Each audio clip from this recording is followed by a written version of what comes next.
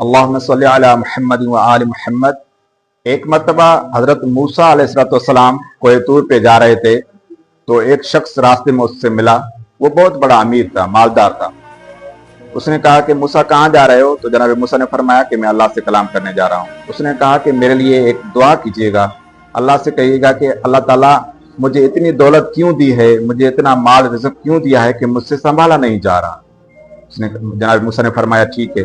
फिर वो आगे बढ़ा तो एक गरीब शख्स जनाब मूसा से मिला और उसने भी दुआ की इल्तिमास की कि ए मूसा, अल्लाह ताला से कहना कि मेरे पास कुछ नहीं है, खाने पीने को भी कुछ नहीं है, मैं फक्र और तंगदस्ती की जिंदगी गुजार रहा हूँ, मुझे रिज़्क़ दे, मुझे दौलत दे।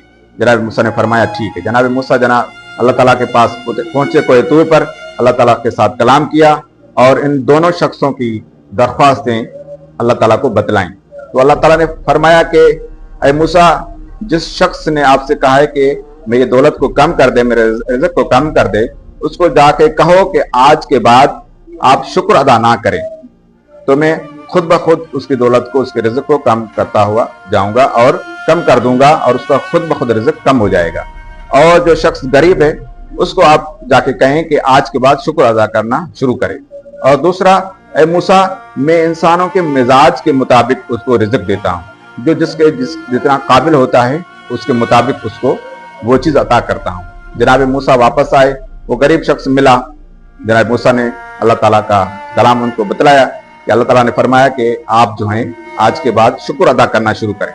तो फिर उसने रोना शुरू किया, पीटना शुरू किया कि ऐ मूसा, मैं किस चीज़ पर शुक्र अदा करूं, मेरे पास तो कुछ नहीं है।